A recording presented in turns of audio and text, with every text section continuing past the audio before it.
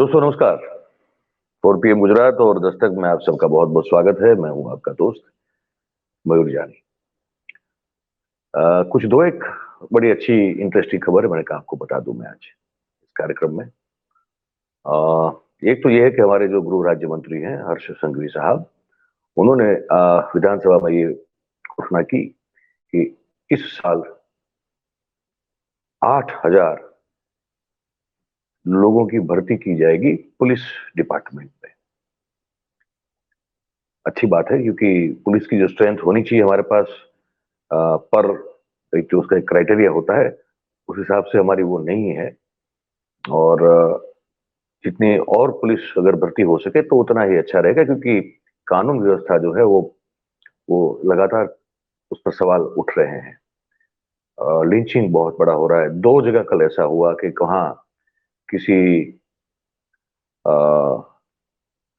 पर प्रांतीय को लोगों ने अलग अलग 2 जगह पे चोर समझ के पीटा।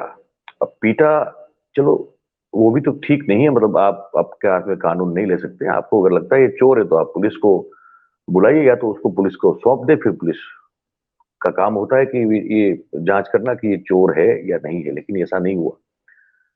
कल अहमदाबाद के चांगोदर, अहमदाबाद से बहुत करीब है इलाका, यहाँ वहां पे बहुत सारी इंडस्ट्रीज हैं छोटी मोटी। तो वहां पे एक युवक को लोगों ने हाथ और पांव दोनों बांध कर, वो वीडियो है हमारे पास लेकिन हम दिखाना नहीं चाहते हैं क्योंकि दिल दहलाने वाले दृश्य हैं। इस तरह से दोनों हाथ और दोनों पांव को बांध दिया गया उस व्यक्ति के, और फिर लोगों ने बहुत बेरहमी से उसको पीटा, और इतना पीटा भाई कि वो मर गया। 10 लोगों के खिलाफ हत्या का गुनाह लगा। अब ये FIR रजिस्टर हुई लेकिन उससे कोई फर्क नहीं पड़ता, उसकी जान चली गई।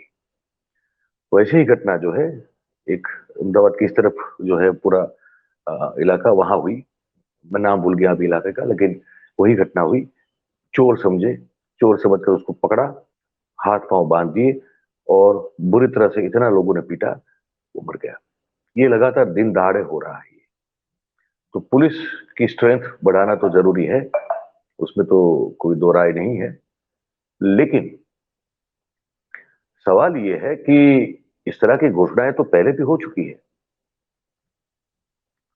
कि भर्ती करेंगे हम लोग, पुलिस की स्ट्रेंथ बढ़ाएंगे, है ना, भर्ती हो जाएगी। और पर ये इसका अमलवारी जो है इसकी नहीं हो रही है।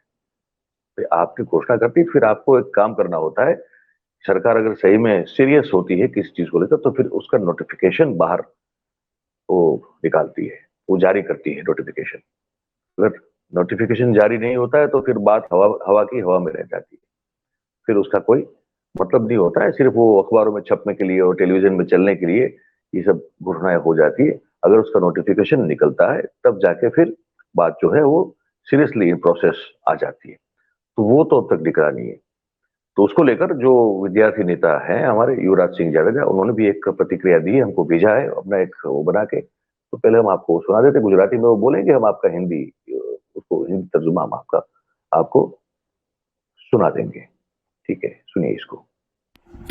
नमस्कार, जय हिंद, जय भारत। હું યુવરાજસિંહ જાડેજા આજ રોજ વિધાનસભા ગૃહમાં માનનીય શ્રી ગૃહ રાજ્યમંત્રી હર્ષ સંઘવી સાહેબ દ્વારા પોલીસ ભરતીની જાહેરાત કરવામાં આવી કે આવનાર સમયમાં અને આ વર્ષના અંત સુધીમાં નવા 8,000 પોલીસ કર્મીઓની ગૃહ વિભાગ ભરતી કરશે। તો આ જે નિર્ણય છે એ ખૂબ આવકારદાયક છે અને વિદ્યાર્થીઓ માટે ઉત્સાહવર્ધક છે, પરંતુ આની સાથે એક ટકોર પણ કરવી છે। આવી જાહેરાતો ઘણી વખત ભૂતકાળમાં પણ થઈ છે અને આ જાહેરાત ફક્ત જાહેરાત ન રહે અને એનું સાચી રીતે અમલીકરણ થાય તેના માટે એક નોટિફિકેશન આઉટ કરવામાં આવે, જેથી કરીને આ જે ભરતી છે એનું રિક્રુટમેન્ટ રૂલ્સ કઈ પ્રકારના હશે, રિક્રુટમેન્ટ પ્રોસેસ કઈ પ્રકારની હશે તેની જાણ એ વિદ્યાર્થીઓને થાય, જેથી કરીને દરેક વિદ્યાર્થી એ આશા રાખે છે કે નજીકના સમયમાં આજે વિધાનસભાના ગૃહ ઉપર જે જાહેરાત કરવામાં આવી છે એ જાહેરાતનું એ અમલીકરણ ઝડપથી થાય। આશા રાખીએ। જય હિન્દ, જય ભારત। ये बस वही कह रहे हैं कि भाई इस तरह की घोषणा तो पहले हो चुकी है लेकिन वो फिर भर्ती होती नहीं है।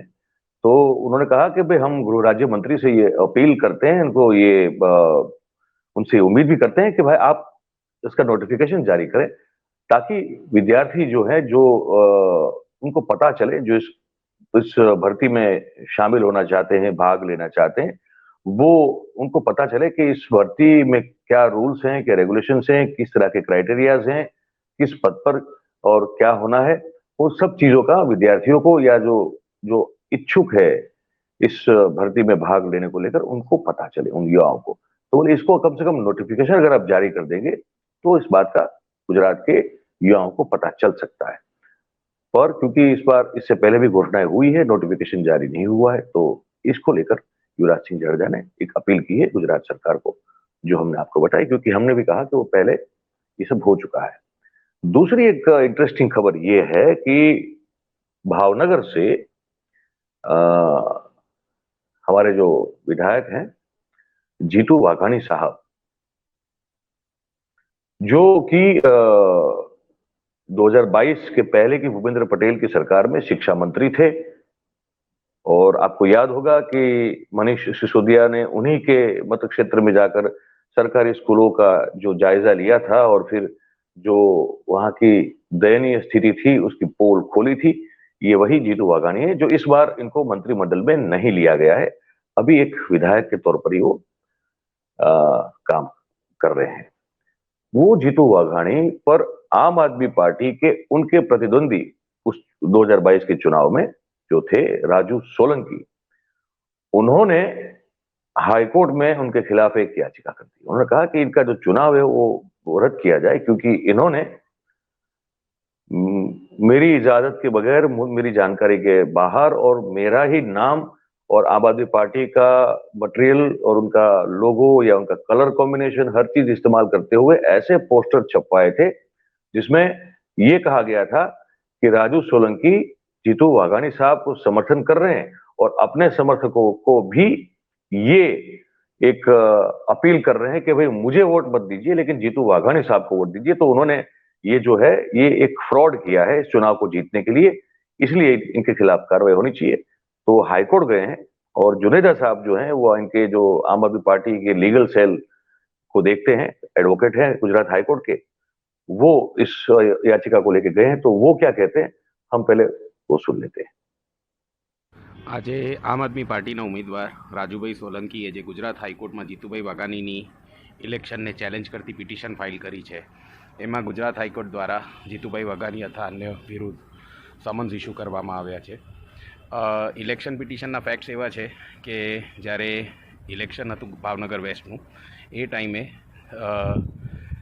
જીતુભાઈ વાઘાણીના બિહેસ્ટ પર એમના થ્રુ અથવા એમના ઇલેક્શન એજન્ટ થ્રુ અથવા એમના કોઈ બીજા મળતિયા થ્રુ એવા પરચાઓ ફેલાવવામાં આવ્યા હતા ભાવનગર વેસ્ટ કોન્સ્ટિટ્યુએન્સીમાં કે આપના રાજુ સોલંકી, એમાં એવું લખેલું છે આપનો રાજુ સોલંકી, અને હું જાહેર સપોર્ટ આપું છું જીતુભાઈ વાઘાણીને।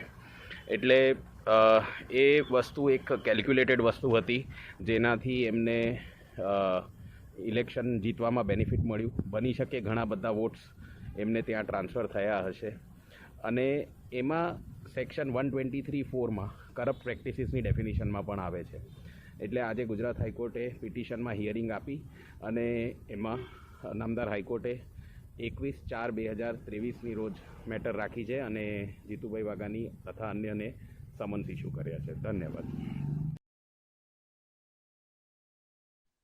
तो ये इनके एडवोकेट थे जुनेजा साहब। उनका ये कहना था कि हाईकोर्ट में उन्होंने याचिका दायर की है कि जीतू वाघाणी का जो इलेक्शन है और जो रिजल्ट है और जो जीते हैं उसको जो है डिमोलिश कर दिया जाए, उसको नकार दिया जाए, क्योंकि उन्होंने करप्ट प्रैक्टिस की है। धारा उन्होंने बताई, उस धारा के तहत उन्होंने कहा कि ये एक तरह से सैबोटेज का केस बनता है और करप्ट प्रैक्टिस का भी केस बनता है, और इन्होंने जो हरकत की उसकी वजह से हमारा ये मानना है कि हमारे हजारों से हजारों समर्थक जो थे उन्होंने जीतू वाघाणी को वोट कर दिया। भावनगर पश्चिम की ये कंस्टिट्यूंसी की बात हो रही है। तो उनका कहना है कि इस पर हाईकोर्ट ने इनकी जो पिटिशन थी, याचिका थी, वो एक्सेप्ट कर ली है और आज उस पर सुनवाई होनी है। और उस सुनवाई में मौजूद रहने के लिए जीतू वाघाणी जो है उनको समन भी जो है वो भेजा गया, उनको समन किया गया है, तो समन्स भेज दिया गया है उनको। अभी पता चलेगा कुछ समय के बाद कि हाईकोर्ट में क्या हुआ है, तो उस पर हो सकता है हम आपको अपडेट दे देंगे। अगर आज शाम तक कुछ खबर उसमें आ जाती है। तो बाकी तो इससे पहले वाले वीडियो में आपने देखा होगा जीतू वाघानी साहब कल रात शाम को जो है देर शाम को बड़े फुल फॉर्म में थे, क्रिकेट लीग खेल रहे थे, पर आज उनको हाईकोर्ट में पेश होना था। अब ये देखना होगा कि वो हाईकोर्ट में पेश हुए हैं या नहीं हुए हैं, और इस खबर को आगे हम फॉलो अप करते रहेंगे। पर कुल मिला के ये है कि उन पर गलत तरीके से चुनाव जीतने का आरोप लगाती हुई याचिका फाइल हुई है, और हाईकोर्ट ने उनको आज के दिन ही प्रस्तुत होने के लिए समन्स भेजा हुआ है। तो देखते हैं आगे क्या होता है। आपको क्या लगता है कि ये करप्ट प्रैक्टिस बोल सकते हैं क्या जीतू वाघानी की, या फिर इससे पहले जो हमने आपको खबर बताई थी युवराज सिंह जाडेजा की प्रतिक्रिया थी कि भर्ती की घोषणा तो होती है लेकिन नोटिफिकेशन जारी नहीं होता है। क्या सोचते हैं आप इन दो मुद्दों पर? आप कमेंट हमारे कमेंट बॉक्स में जरूर करें, और जैसे हम कहते हैं कि जैसे अच्छा लगता है तो फिर उसको लाइक, सब्सक्राइब और शेयर ये भी किया कीजिए। आप सबका बहुत बहुत धन्यवाद। Thank you very much.